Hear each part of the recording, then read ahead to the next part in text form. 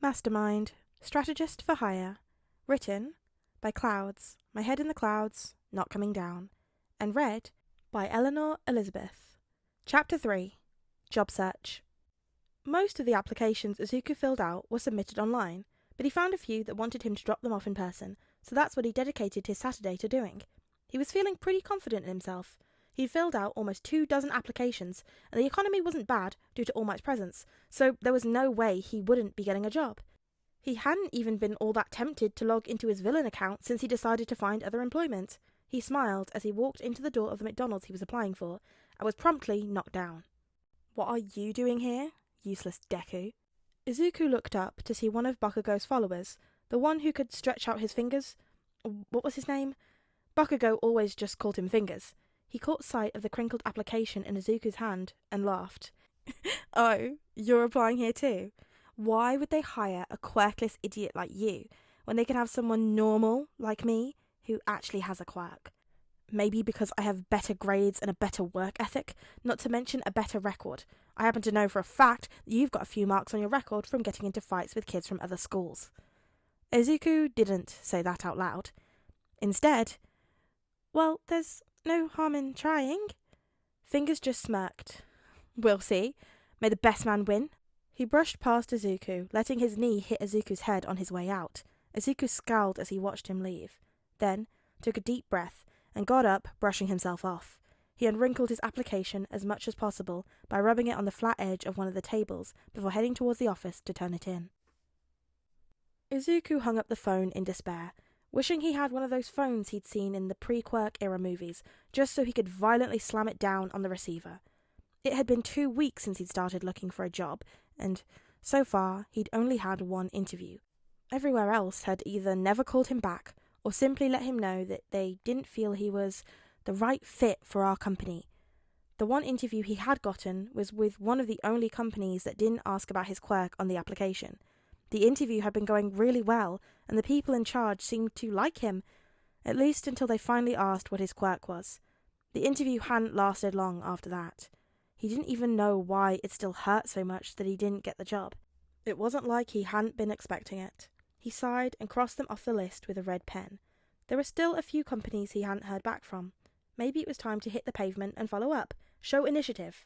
Or maybe it's time to give up. At least the villains let your skills speak for themselves. Izuku calmed his breathing and let his panic fuel his determination. If there was anything he was good at, it was not giving up. He scanned his list, skimming past all the lines crossed off in red until his eyes picked up on one company. McDonald's. He'd had to drop the application in person, so it made sense to follow up in person. He immediately grabbed his keys and put on his shoes, looking in the mirror on the way out of the door to make sure he looked presentable. "I'm heading out, Mum," he yelled back into the house. "Okay, honey," she yelled back. "Be home for dinner. Be safe. Don't go chasing too many hero fights." He chuckled and locked the door behind him. Izuku stood, stock still, mind turning as it tried to make sense of what he was seeing. Fingers stood behind the register in full uniform, the bright yellow M on his hat standing mockingly against the black. He didn't even have a trainer shadowing him, so it wasn't even his first day. He caught sight of Izuku standing by the door and smirked before turning to the customer at the register. Izuku didn't bother going back to the office to ask about his application. If they'd hired Fingers, who applied the same day, it was obvious that they'd made their decision. He walked out of the door in a trance. Stupid discrimination. Why? Why did it have to be this way? Why wouldn't they even give him a chance? He arrived at the internet cafe before he even realized where he was going. He hesitated for a moment. Yeah, discrimination sucked, but was he really ready to walk head-on into villainy? He wouldn't be able to justify it this time by saying he didn't know the person would use the info he gave them. Was he really ready for this? He remembered that smirk that Fingers shot him when he dropped by McDonald's. He remembered Bakugo burning him and calling him useless while the teachers watched and did nothing. He remembered being told to kill himself. Izuku pulled up his hood so the security cameras wouldn't catch his face before walking into the cafe with his head held high and paying for an hour. He signed into his villain account and went straight to his inbox. He hadn't received any new messages in the week since he'd signed into that account, but the 3 from before were still unread. He read over them quickly. A minor hero, a sidekick, and, oddly enough, a bank robbery for Izuku to plan. This would be interesting. Pro hero Stretch found dead near favourite cafe. Sidekick at Edgeshot Agency killed in villain fight. Suspect still at large. Tokyo Gold Bank down 10 billion yen after bank robbery. Izuku tried to bury his guilt as he read the headlines. After all, the world had put him through hell his whole life. It was about time that he returned the favour. Hiya, it's Ella, and I hope you are all having a lovely day today. I am back from Comic-Con!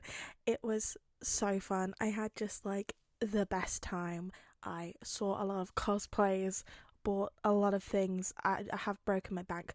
But were the Midoriya earrings worth it? Absolutely, 100%. I spent 5 hours looking for those. Honestly. Apparently, people are not making as much My Hero merch as they used to. Not even the resin girlies had my back. And if you can't trust the resin girlies, who can you trust? But I missed you all whilst I was gone. I did make a community post about where I was and whatnot, but also putting a very important poll about this whole maybe having a Discord server thing. Please go, and if you haven't already, vote in the poll. Let me know, because I want some genuine numbers on what the situation about that would be. So that would be really nice. But also while I'm telling you to do things, go ahead to like the video if you liked it, and comment down below. We can talk about the fic, we can talk about anything. Tell me about cosplays that you saw that were really cool. I'll tell you my favourite cosplay that I saw this weekend, which was Shinzo and Kaminari, but femboy hooters. And now I'm kind of obsessed and I want to read a fic of it. So if you've got one, comment that below too. And be sure to subscribe if you want to be notified when I make new videos. But until I see you again, be sure to practice some self-care.